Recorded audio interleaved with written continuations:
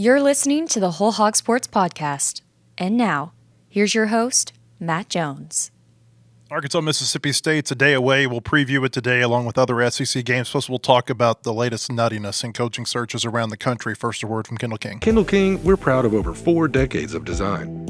We're continuing the legacy of great creative design by combining our brands of Kendall King, Soapbox, and Shopcart. Together, these brands represent a new focus in marketing design with individual attention to specific areas. Through our design expertise supported by a team of talented professionals, we showcase our best.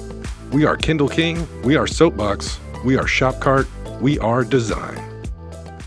I think it's important to keep an eye on what's going on around college football in terms of coaching searches, as Arkansas is in the middle of one of its own. One thing that I take away from what has happened already, and keep in mind, it's only Halloween.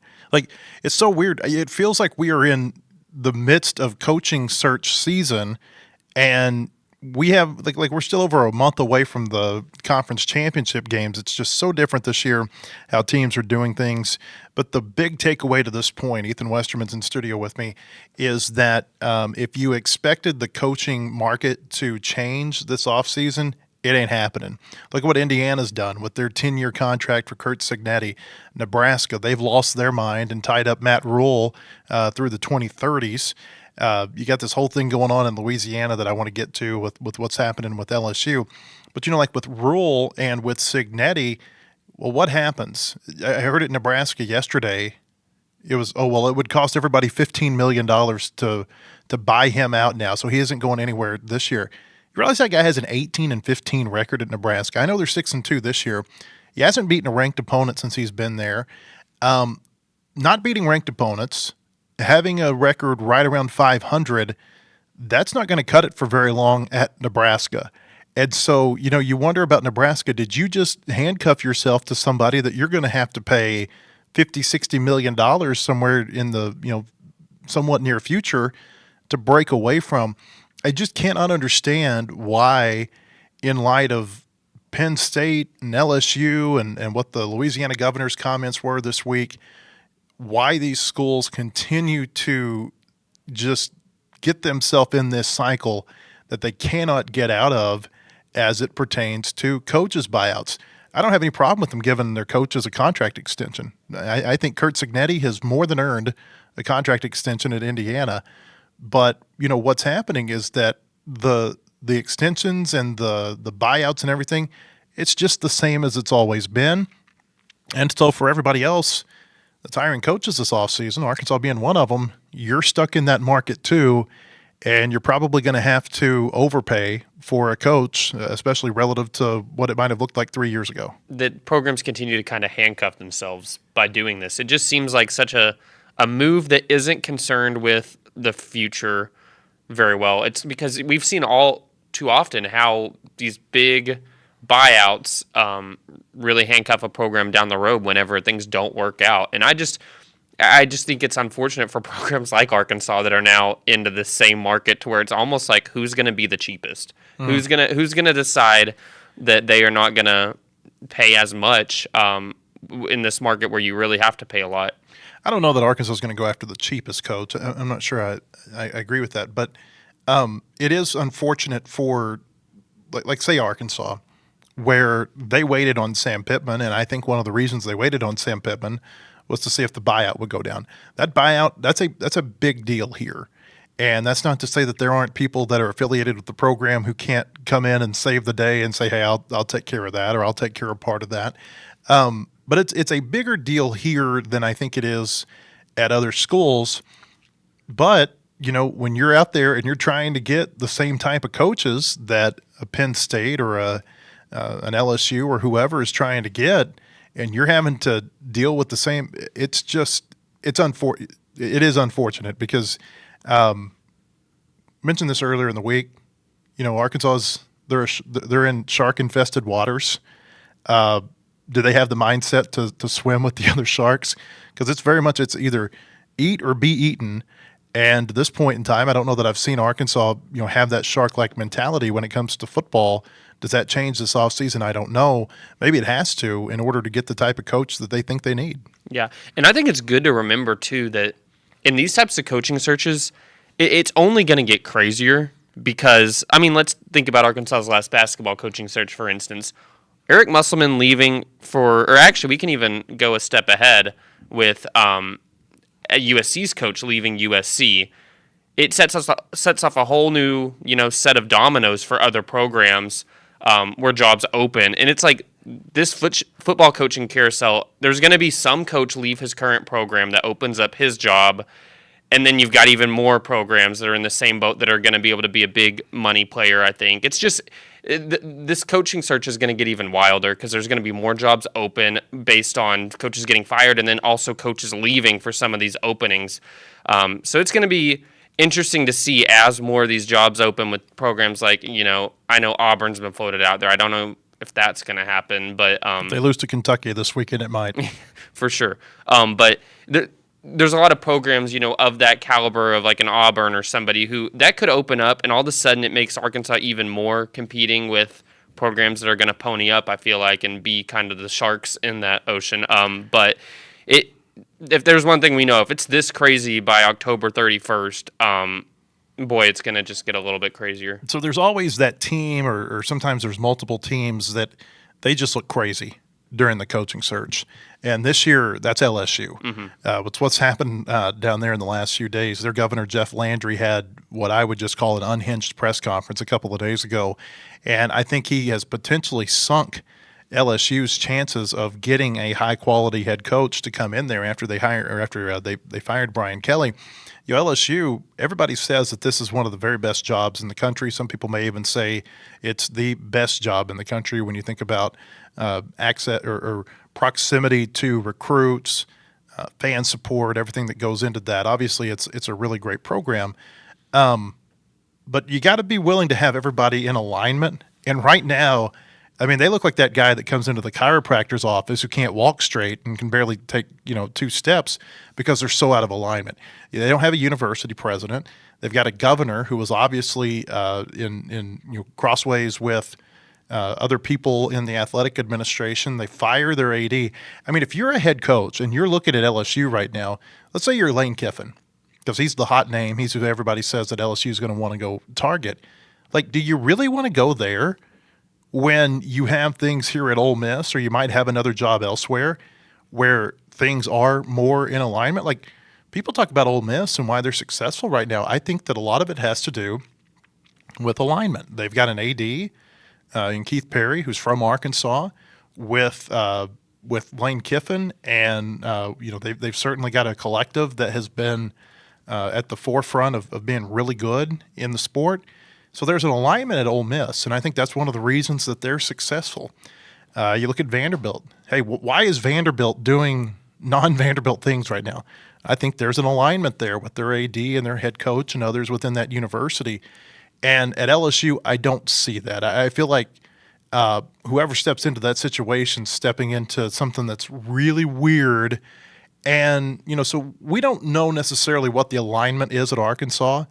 But it certainly feels like if you're, at least let's say this, let's say if I'm a big time coach and I've got the crazy LSU people over here kicking my tires that are not in alignment, and maybe I see a job that's less attractive on the surface, maybe that job is more attractive to me if I get in there and I can see that internally things are working a lot less chaotically than they are for this job that everybody else just, at first blush says is the best one. For sure. I mean, if you're keeping up with this LSU situation right now, like, who really wants to step into that craziness where you feel like the governor and everybody else is going to get involved, and if things aren't going the way that, that he wants, he's going to get his way or whatever.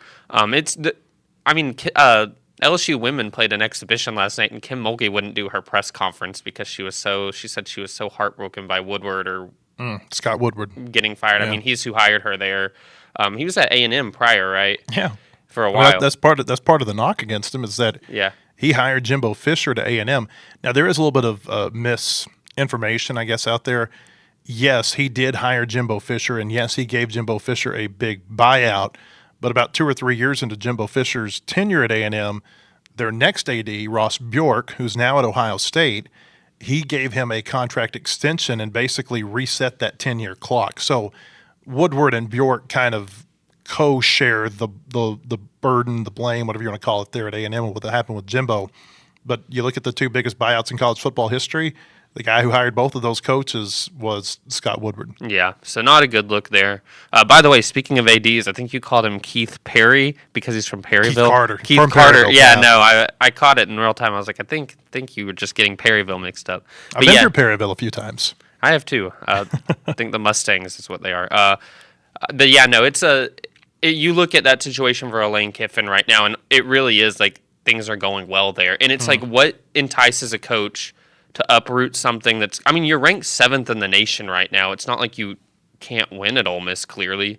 And that's where you get to the point of like, what can entice a coach to actually just come out of a current situation that is good and go into one that could be great, but you also might deal with a lot of craziness like this. Like, I think Penn State, they would be considered crazy too. Yeah.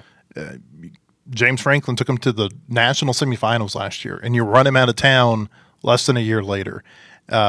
I wonder how those jobs, because again, if you poll just about anybody and say, hey, what are the best jobs open right now? Well, it's LSU, it's Penn State, it's Florida, but those also are the jobs that just kind of have some of the nuttiest expectations too. And if you're a coach, does that matter to you? Like if you're James Franklin, because he's certainly going to go somewhere this offseason, or at least it looks like he's going to. Do you want to go back and put yourself in another pressure cooker like the one you just were able to get out of? Or do you want to go somewhere where they appreciate if you win 9 or 10 games in a season and they don't necessarily say, well, why didn't you win 11?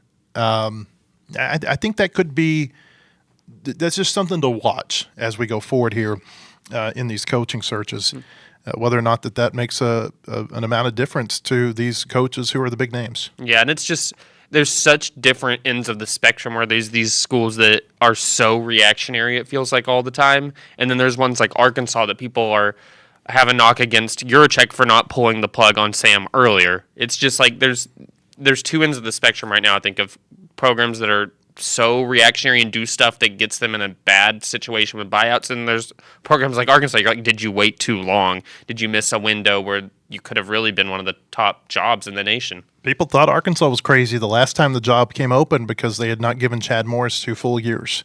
So again, sometimes perception is reality, sometimes it is not. Moving on, Arkansas is going to play Mississippi State at 3 o'clock tomorrow. The game's going to be on SEC Network, and if you have YouTube TV, you may not get to watch the game. This is not a promotion for like anybody else, but it's just kind of a PSA. In case you haven't heard, YouTube is at odds with Disney. Disney's pulled all of their programming off of YouTube TV. I think that there are a lot of cord cutters out there, Ethan, who naively thought that, hey, whenever I get away from a cable or I get away from DirecTV or whoever your provider was, and I go to one of these streaming services, I'm not going to have to worry about these carriage disputes anymore. And I've told people, it's like, just wait, it's coming. And now here it is with YouTube. And this is the biggest streaming provider, internet-based TV provider in the country. There's over 10, or right at about 10 million subscribers, I think, to YouTube TV based on what I read this morning. And here you are going into a big college football Saturday. They're all big. No ABC, no ESPN, ESPN2, ESPNU, SEC, ACC network. They're all dark right now. We'll see if it changes before kickoff tomorrow.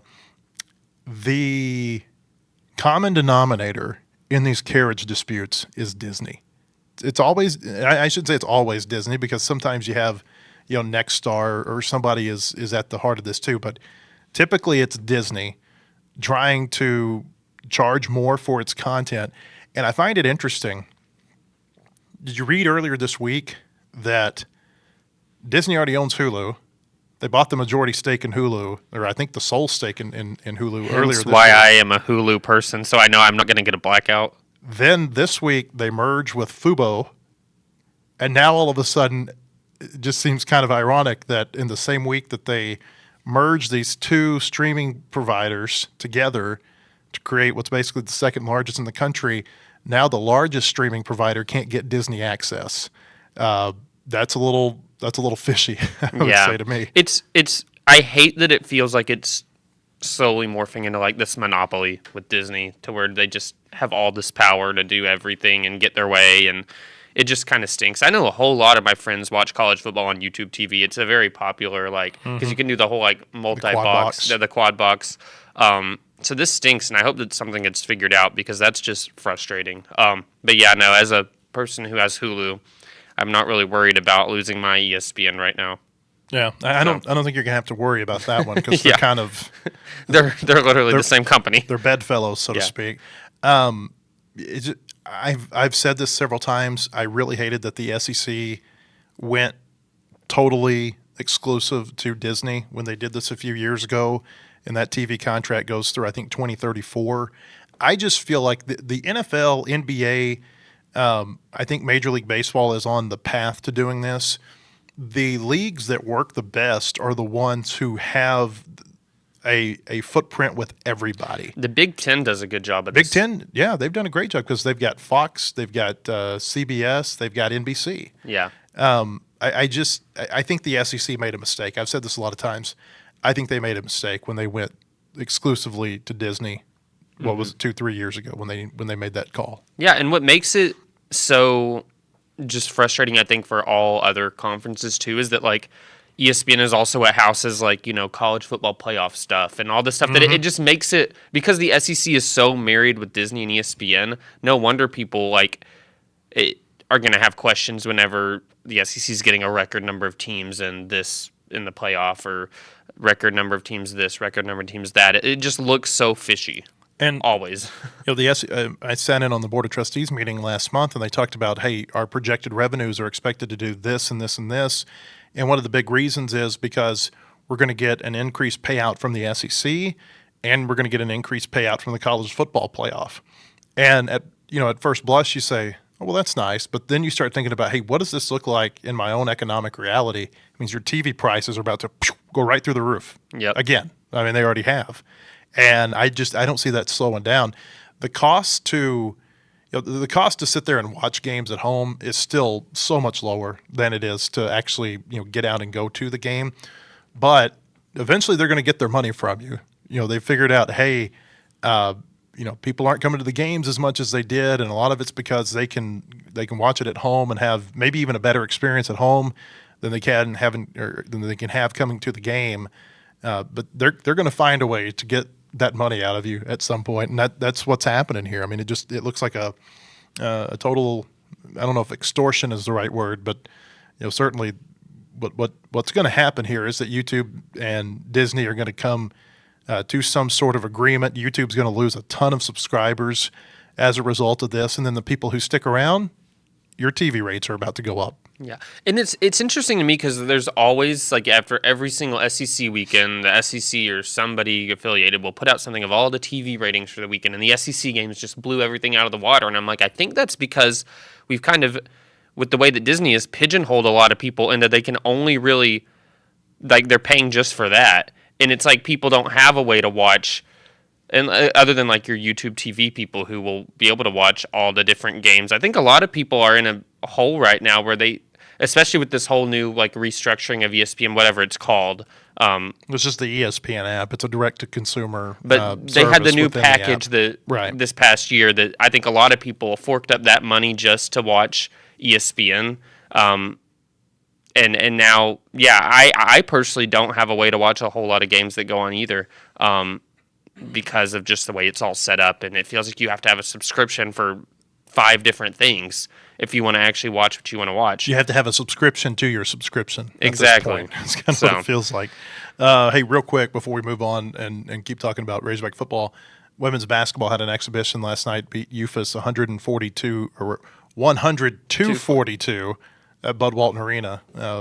Anything you took away from that? Yeah, had they not turned it over and made free throws, it could have been 142 to something. But they're ahead defensively. I think obviously you're playing a D2 team, so you should have a good defensive performance. You could just tell they're just connected well on defense. They're moving well. They're good communication, good in help side. They're picking up teams in full court too, which is interesting to see. It's not like a true full court press. It's just pick up the ball handler and make them work full court. They have a freshman named Bonnie Dees who's from Australia she's going to be great. she's going to be really good. And she's a great defender. So that's what stood out from their exhibition was they're a step ahead defensively right now. You can't make any conclusions about the offensive style working whenever you're playing a team like that. I mean, you should score a lot of points, but we're in an era right now where there were a couple of D2 over power conference upsets in exhibitions. With Missouri lost to Maryville, a D2 from inside the same state, and then I forget who Arizona lost to, but they lost to a D2. So I think, you're just supposed to handle business, and that's what they did. It would have been very embarrassing to have a close game like those other two teams did or lose. But they beat UFAS pretty handily. They're playing with a lot of excitement, which is something that I think that fans appreciated last night. I feel the need to clarify UFAS as UA Fort Smith. When I came to college, everybody who grew up in Western Arkansas, I think, or at least in that area, they called UA Fort Smith UFAS. Mm-hmm. The number of people, whenever I got to college, and even in years since, who did not know what I meant when I said UFAS, it kind of astounds me. And you have to go back and kind of remember that. I guess that's maybe kind of a regional dialect, so to speak. And then there's some people call it. Did it used to be called West Ark? Yeah, West Ark Community College. There's some people who call it West Ark now. My dad still calls it West Ark. Yeah, that's whenever I don't know what they're talking about, but I've always called it UFAS. There's a lot of great Razorback basketball players who went through West Ark and came up to the U of A. Just kind of a little aside there. A lot of great Razorback basketball players who came from junior college, period. Mm-hmm. We did Bob Holt and I put something together during the COVID shutdown in 2020 when you're just trying to find feature stories to get you through the 6 months when there's no sports. And one of the things we did was that we looked at all the great – we actually put together like a first team, a second team, and a third team of great Razorback basketball players who went to junior college first. And there were actually some really good players who didn't make the top 15. Just kind of an interesting little aside there. So Razorback women, they start their season next week. Arkansas, Mississippi State, you were surprised that Arkansas is a 5.5-point betting line favorite. And you made the comment to me, Ethan, you said that, for you just need to see them prove it. But I think Mississippi State's in the same boat. I mean, this is a team that hasn't won an SEC game since they came to Fayetteville in 2023. Just to put this in perspective, Mississippi State's last SEC win, Dan Enos was still an offensive coordinator in the SEC. It was the day before he got fired here at Arkansas. So think about how much everything has changed since that time. Mississippi State, I think of two things when I think about them. Number one, in the here and now, they look a lot like Arkansas in terms of, not necessarily schematically, but in terms of they're right there to win games. I mean, they had Texas in overtime. They had Tennessee in overtime. They had both of those teams down on their home field in Starkville. They probably should have or could have won a game against Florida in the Swamp 3 weeks back. But they're finding ways to lose games. And you could say the same thing about Arkansas. They're finding ways to lose games. I think Mississippi State has been closer to having a breakthrough than Arkansas has, because even though Arkansas has kept the games close in a lot of situations, they were trying to catch up at Ole Miss. They were trying to catch up at Tennessee. They were trying to catch up to Texas A&M. Mississippi State's blown some leads. So that's the first thing I think about. The other thing is Brett Bielema's first couple of years, Arkansas lost.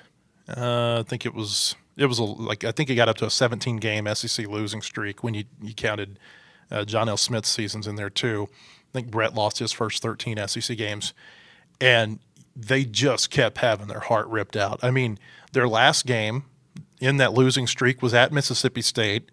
It's a close game. That's the week that Mississippi State's number one in the first ever college football playoff poll. Close game. Dak Prescott throws a 69-yard touchdown in the fourth quarter. Arkansas gets down inside the red zone at the end of the game. I think Brandon Allen got intercepted in the end zone, and that was that. There were so many games in those first couple of years under Brett especially where it just felt like, how much longer is this going to last?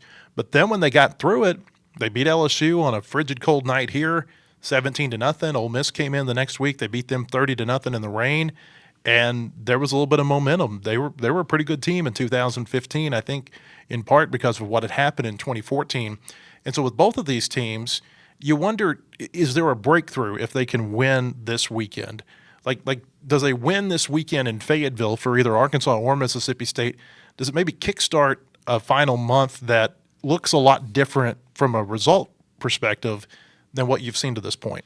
Yeah, and that's where I get, questioning why the line is this way. Because I just feel like if you're asking me which team could win this weekend, and then they get hot at the end of the year and rattle together some wins like that Arkansas team you're mentioning, I would say Mississippi State. I mean, they're a more complete football team at this point. Arkansas always has one side of the ball that isn't doing its job, and it doesn't. There's no reason to believe that they're going to get a great offensive and a great defensive performance until they do it.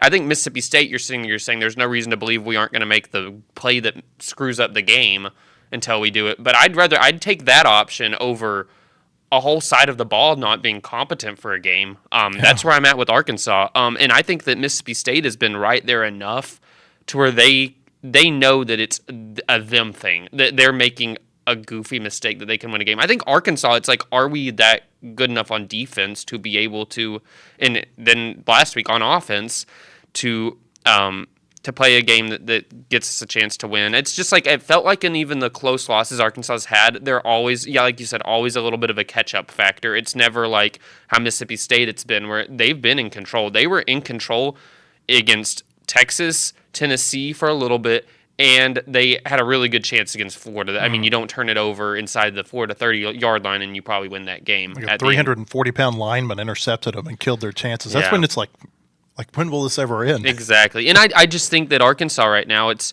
surprising to me that they're a favorite. I think this is a toss-up, and whoever loses, oh my goodness, the fan base is going to feel terrible, because whichever team loses, it is bleak for the rest of the year. You look at Mississippi State's schedule, I think they have Missouri, Georgia, and Ole Miss.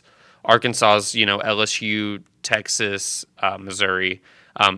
It's a string of ranked games for both teams. This may be a really important game for if Jeff Lebby gets to stay at Mississippi State. Remember, this is a program, and they've had some different administrators in there, but they fired. I forget the guy's name. He was there for a couple of years, offensive coordinator. It'll come back to me. They fired him after 2 years.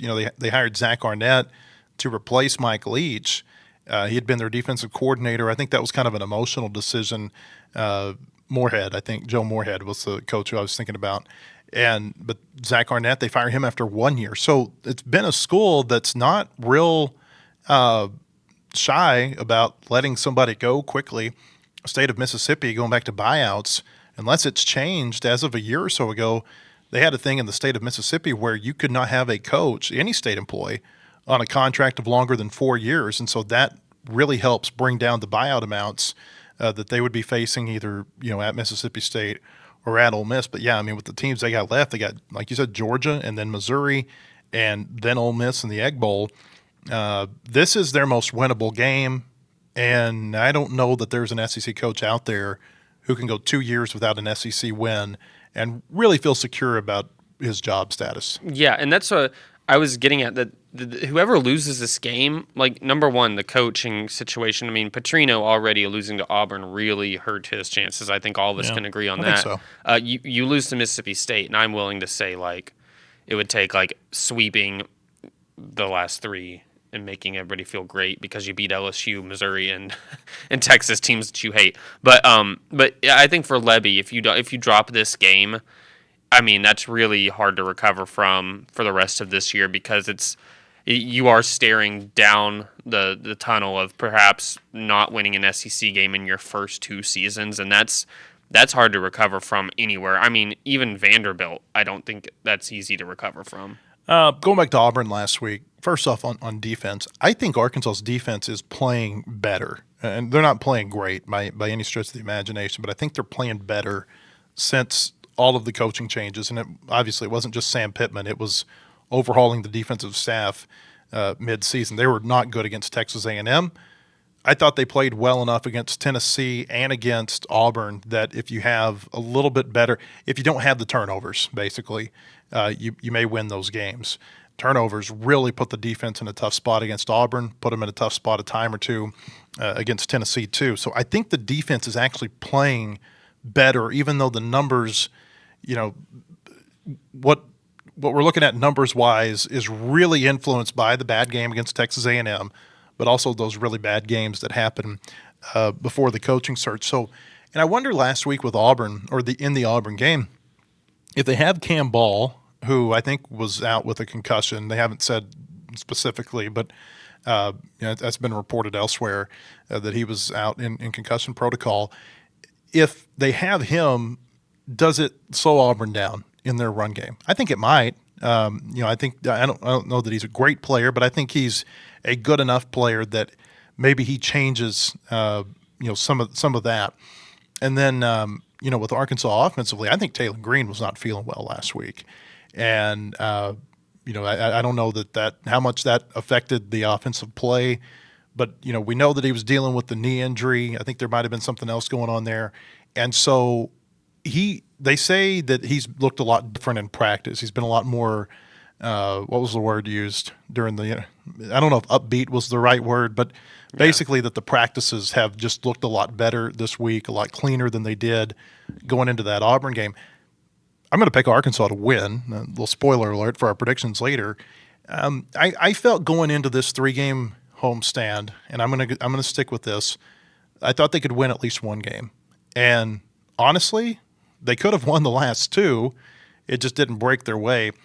I think there's a chance it breaks their way this weekend, and like you said, it's a coin flip. It's a toss up because one of these teams is going to have a breakthrough this weekend. It's just a matter of who does it, and in my mind, why not the home team? Yeah, it is funny that we're in a situation where it's like, well, one of you has to win. So it's. Some team is going to get at least a tiny bit of medicine this weekend. I wrote in my prediction thing for the newspaper. It reminds me of the old Oaklawn slogan, somebody's going to win. Somebody's going to win this weekend between Arkansas and Mississippi State. All right, we'll step away for just a moment. Another word from Kendall King, then we'll be back with our predictions. Kendall King, we're proud of over 4 decades of design. We're continuing the legacy of great creative design by combining our brands of Kendall King, Soapbox, and Shopcart. Together, these brands represent a new focus in marketing design with individual attention to specific areas. Through our design expertise supported by a team of talented professionals, we showcase our best.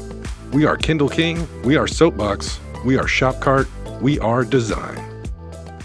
Hey, welcome back. I want to tell you about our friends at Bentonville Glass. They've been serving their community since 1971, committed, professional, and versatile. If you're looking for a quality leader in Northwest Arkansas or looking for skilled craftsmanship, you look no further than Bentonville Glass for all your glass market needs with the highest quality products. You can come by and see them now at 507 South Main in Bentonville or online at bentonvilleglass.com. We had a great time yesterday at the Hogs Illustrated Sports Club with the Razorback baseball assistant coaches there. I've heard feedback from a lot of people that they really enjoyed that. If you haven't caught that, I would encourage you to go back one day on our podcast, whether you're watching us on YouTube or listen to us on Apple or Spotify. Just go back to yesterday's show, and you can hear that roundtable discussion with Matt Hobbs, Nate Thompson, and Bobby Wernis. There was a lot there to unpack from them, but I tell you, the one thing that stood out to me, Ethan, was toward the end when I asked Matt Hobbs to reflect back on Gage Wood's no-hitter at the World Series. And he had a great quote, and I don't know if I've got this verbatim, but the essence of his quote, because I had talked to him about, there was talk going into that game against Murray State whether or not Arkansas was going to start Gage Wood or they were going to start a left-hander based on the matchups. Murray State hit right-handers a lot better than they hit left-handers, about 44 points if I remember correctly. And he had a great quote yesterday, though. He said, "We coach people, not pieces of paper."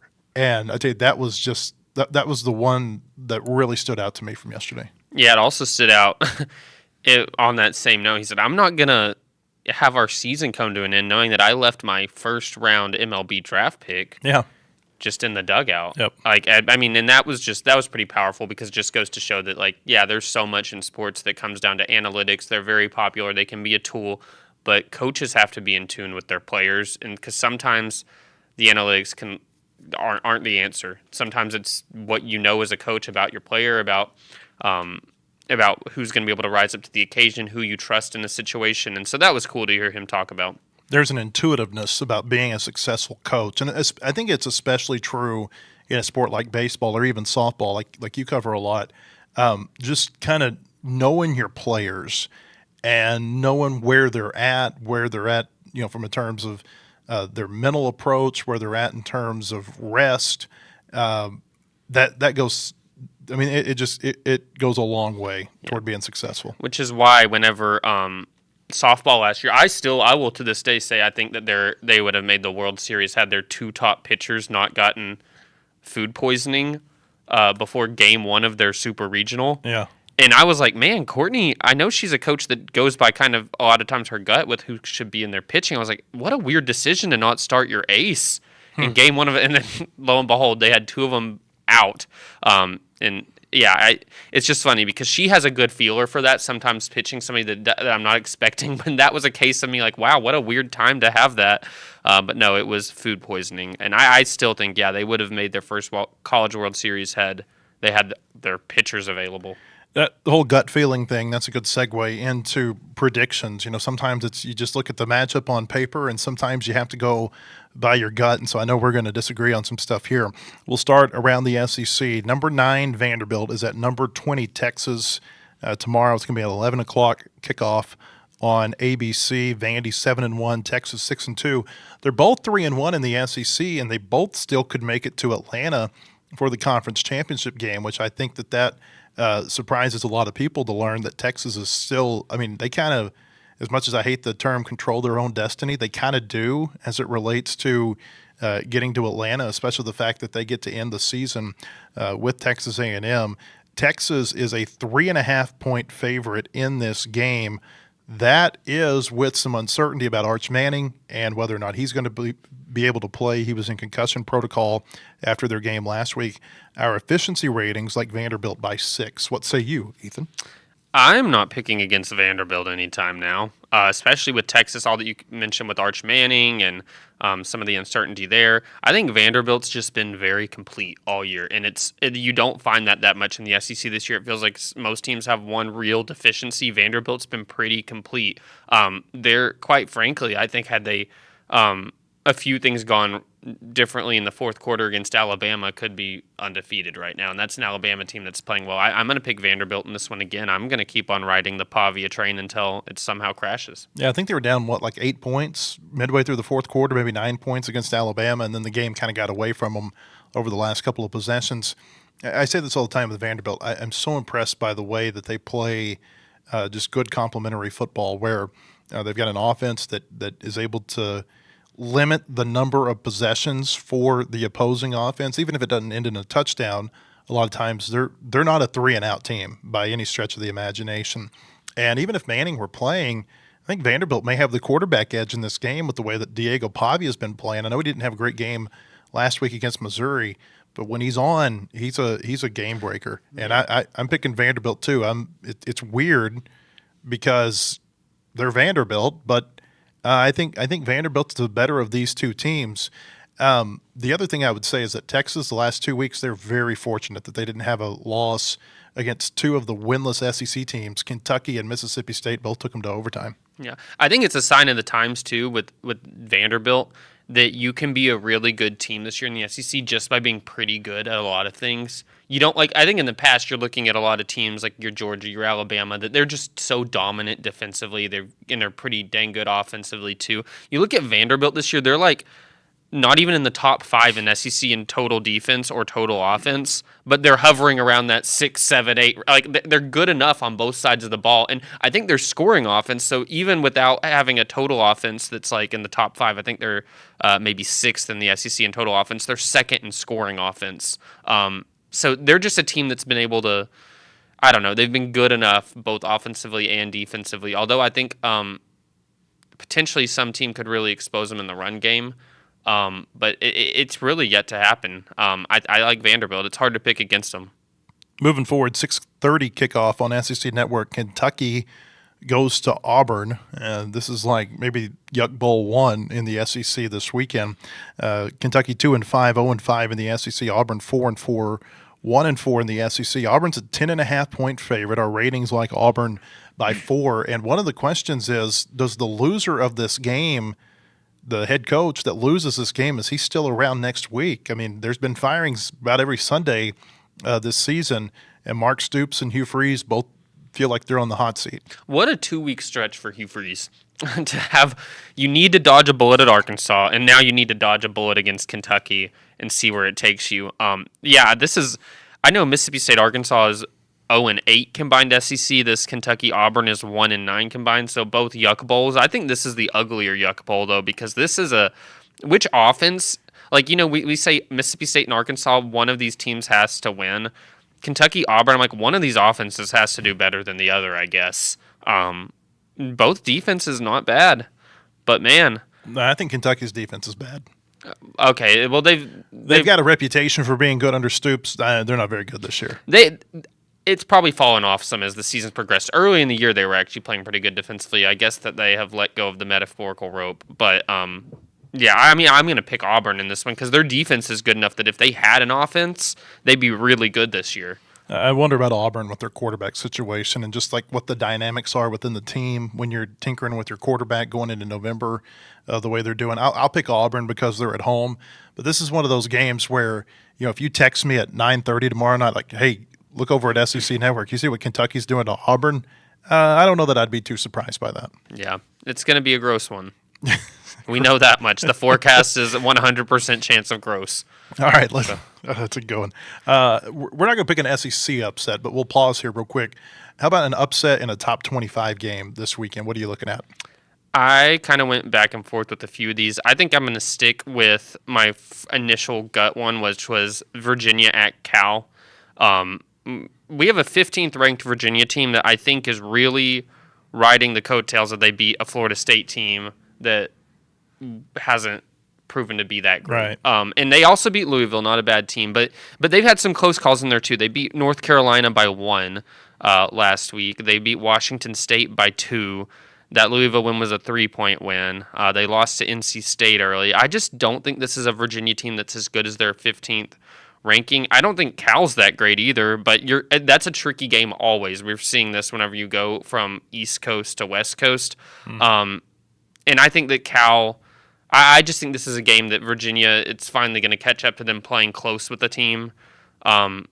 They keep on playing with fire, and I think this is the week that it kind of burns them. And Cal, I think their offensive coordinator in it, Brian Harsin, the old Auburn coach, I'm pretty sure he's the OC out there now. They play pretty good defense at Cal. Weird thing about Virginia. Virginia's favored to win that game, by the way, I had it pulled up here a minute ago. They're favored by 5.5. The weird thing about Virginia, do you realize they're 7-1, but they're undefeated in the ACC, even though one of their losses is to North Carolina State, or their loss is to North Carolina State. Somehow the ACC was able, and we've seen this before with like UNC and Wake Forest have done this, where they play a non-conference game between two ACC teams. Very strange. I don't like that. Nah, I don't either. My upset pick, I've got Texas Tech going down at K-State this weekend. Texas Tech 7-1, 4-1 in the Big 12. K-State 4-4, 3-2 in the Big 12. K-State's looked pretty good the last few weeks. I mean, they had a 1-point loss at Baylor, and then they've won their last 2 games. They really handed it to KU last week. Texas Tech, this is like one of those classic look-ahead games because everybody's talking about next week, hey, is this like the preview of the Big 12 championship when BYU comes to Lubbock? I think that K-State might pick them off this weekend in Manhattan. Yeah, and I think that's a good pick too. K-State they're finally looking more like the team that I think a lot of people thought they'd be to start the season before that terrible, their terrible start. They're playing better. Texas Tech is kind of looking worse, and with the quarterback uncertainty, I think that's a good pick. It's un-PC to call it this, but it's the world's largest outdoor cocktail party. Georgia and Florida, 2:30 kickoff on ABC on Saturday. Florida unranked 3-4 overall. Georgia number 5 at 6-1. Georgia, one of those teams that still could get to Atlanta. They're a 7.5-point favorite in this game. Our ratings like Georgia by 7, and this feels like a team that over the last 2 or 3 games really has kind of started to put it together. Yeah, it'll be interesting to see how Florida comes out in wake of first game change. Without Billy Napier. Yeah, because a lot of times teams will come out kind of playing inspired football. I mean, I think we saw that Arkansas-Tennessee in the first half. How about Barry Lunny had the 2019 LSU team kind of on the ropes after the first quarter, and then it got away from Arkansas. And then he had the chance to beat Missouri the next week. Not a great Missouri team, but still. This is a Georgia team that I think is playing good enough. It reminds me of the Arkansas Tennessee's situation where I'm not going to pick against a team that I just think is playing well at the time. I think that they'll be able to score points on Florida and ultimately win this one. I feel like the betting line is pretty appropriate, 7-10 or somewhere in there. I like Gunnar Stockton. He's not a great quarterback, but he's effective. He is what I would call a really good college quarterback, and he's been good for Georgia. I think Georgia wins this game pretty big. If we were picking an SEC game to watch for a possible upset, how about South Carolina at Ole Miss on Saturday, 6 o'clock kickoff on ESPN. Ole Miss ranked number 7. Everybody thinking that, hey, they've gotten through the storm. They're on their way to the playoff now. This is a South Carolina team that clearly they're not as good as people thought they were at the beginning of the season. They had Alabama on the ropes last week, and they've still got some pretty good players on that team. And Shane Beamer, say what you want to about him, November has been the time that he has had his teams playing their best. I would say if you're Ole Miss, look out this week. Ole Miss is an 11.5-point favorite in this game. Our efficiency ratings like Ole Miss by 7. Yeah, I think it's actually going to be a really close game. You're spot on. Shane Beamer, they play well in November, and they always have that game that trips up somebody. And it feels like Ole Miss under Kiffin has always had that game where you look back like, how did you lose that? Remember Florida last year in November? I mean, that's kind of been the thing that's kept them from really taking that step forward as a program, is that 1 or 2 head-scratching losses every year. And if you look ahead at their schedule, I mean, it's set up for them to win out. But it's like, is it going to be South Carolina? I don't think I'm going to pick the Citadel to be the one to trip them up. Unless Jack Crow gets in as the Rebels head coach. But the trip up opportunities are South Carolina, Florida, Mississippi State. 3 teams that I think all 3 are capable of being that team. But this is, like you said, the first chance for a team to really spoil their season, and it's against Beamer in November. I'm going to pick Ole Miss just because I don't have the gut to pick South Carolina right now, but it wouldn't shock me. Closer than that 11.5-point spread, I think. Ole Miss. I pick Ole Miss to win, but I think it could be one of those games. Again, there's 3 really interesting games in the SEC Saturday night, and we'll talk about OU Tennessee here in a second. But with South Carolina, Ole Miss, OU Tennessee, Kentucky, Auburn, where all of them have got just a little bit of intrigue where, you might want to be flipping back and forth watching those games, unless you're on YouTube TV. OU is ranked number 18. Tennessee is number 14. Tennessee is a 2.5-point favorite at home in this game. This is kind of like, this is an elimination game. I don't think either of these teams are going to get into the playoff ultimately, but I think as 2-loss SEC teams, they're still kind of holding on to that hope of, hey, what if we get hot? What if some things happen in front of us? Whoever loses this is not getting into it. OU, our ratings like OU by a point. Now, statistically, they almost think this game is a tie. But you round up on one side, you round down on the other. OU's a 1-point favorite in our efficiency ratings.